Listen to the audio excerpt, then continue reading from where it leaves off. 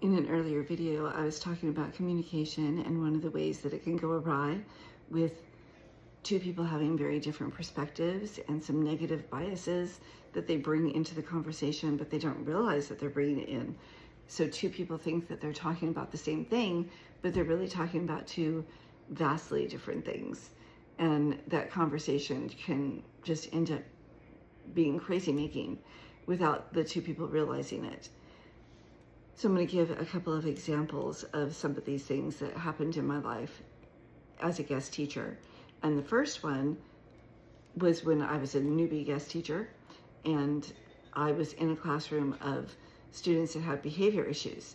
But a lot of times they don't write these things for the guest teachers because they think that it will present a negative bias to the teacher, and they want them to come at it with a fresh perspective, but it does not help them.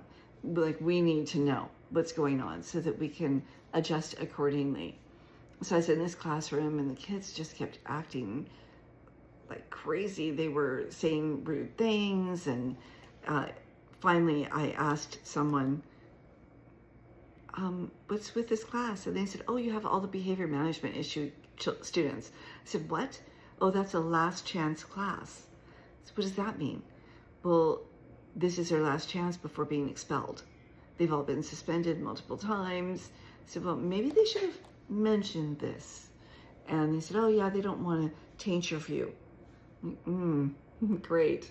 So this one boy, he kept throwing this little football up in the air in the classroom at the fluorescent lights, which is super dangerous. If fluorescent lights break, you have to evacuate, and it's this whole big rigmarole.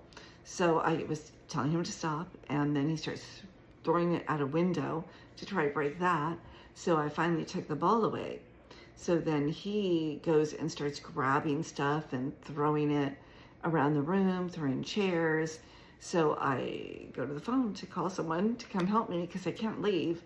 I can't call him, go outside at all. And this is a danger to everyone, including myself and other students, and maybe even to that boy. So I go to the phone and I have it in my hand, and he comes up and he grabs it. And instinctively I grabbed it back. I should have just let it go. And then he would have had the phone, and what was he going to do with it? Call someone, yank it out of the wall? I don't know. But it was better than what happened. Would have been better than what happened. I grabbed the phone instinctually, and then he yanked it and pulled back so that he was on his heels. So if I had now let go of the phone, he would have fallen. I couldn't even lessen my grip because he was going to fall. So I didn't know what to do. I was kind of freaking out over this, and my brain is in slow motion trying to think it through. And then he starts calling me names, and he's like, you look like a witch, which didn't bother me at all. I was like, oh, so you think dark-haired, pale, blue-eyed people look like witches? That's cool, whatever. And then he goes, you look like a vampire. And I'm like, so I sparkle in the sun? Do I melt too? You know, I just thought it was funny. But I'm still holding this phone and trying to think through what I'm going to do. And he's still yanking back and on the back of his heels. And the rest of the class is just looking at us wide-eyed. And finally, he looks at me and he says, you look like a clown. You're a clown. And sometimes these students have some pretty spot-on insights, and for whatever reason, clown is what triggered me. I just had anger well up inside of me. No idea why, because why would clown trigger me, but witch and vampire, whatever, but clown, ooh. And I had to just control it because I knew that this was irrational. To be called a clown, who cares? But, you know, what, red nose, okay, sure, big feet, maybe. And so now I have to just focus on getting this phone thing done. And it sounds like this took a long time, and it felt like a long time. It was probably only a minute or two. And then I just decided to twist it out of his hand. And so I did. I held on to his arm and then twisted it out of his hand so he wouldn't fall. And then I let go. And I set down the phone and opened the door and called outside for security to come in, which is probably what I should have done in the first place. And he ran out and went to the office, and then he told them that I had pinched him. That, oh, she pinched me, she caused blood, and he shows this old injury and says it was me.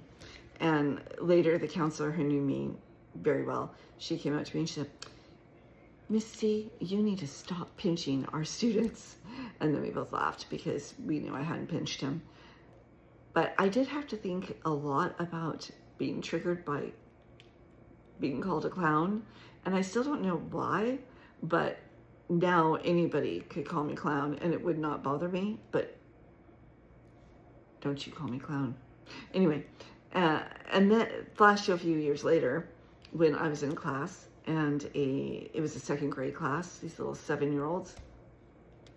And this little boy and little girl are talking in the back, and the little girl seems mad.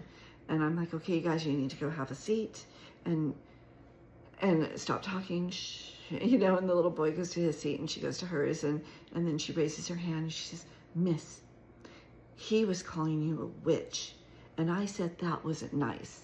And I said, well, you're right, that isn't nice, but I mean, that's maybe not nice. I mean, maybe he thinks I'm beautiful, like Glinda the Good Witch.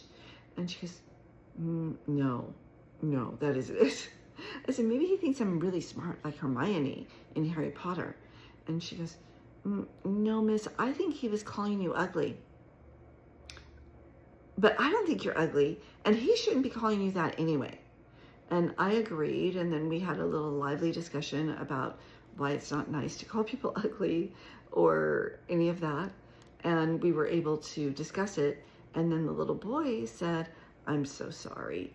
I should not have said that. And I said, yeah, you know, even if you think I'm ugly, or, well, I don't think you're ugly. I said, well, then why would you say that? And he said, well, because I was mad, because I didn't want to do my work and you kept making me do my work. And I said, okay, well, I forgive you and let's start fresh. He said, yes. I said, everybody gets a new chance. And so everybody in the class, we all need to forgive him and start fresh. So he has a brand new chance. And do we agree? And everyone agreed. And at the end of the day, I had at least 10 of the students who gave me little cards of pictures that they had drawn during their free time that were like of Glinda the Good Witch, and said, we love you. It was super sweet. I still have those. And that was before COVID, so it was like 6 years ago. But the difference between Clown Boy and the boy who said I look like a witch and the way that I handled it were worlds apart, because I recognized my own biases. I recognized my own perspective.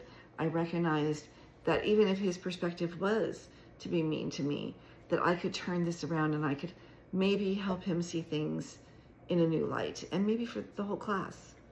So I see some of those students from that second grade class now and then, and they still run up to me and hug me and are super excited to see me, because we ended that day on a really good note. As opposed to the boy who called me clown. I've never seen him again to my knowledge, and if I did, he probably would not be running up and hugging me. So my perspective needed to change, and the way I handled those conversations. Have a good day.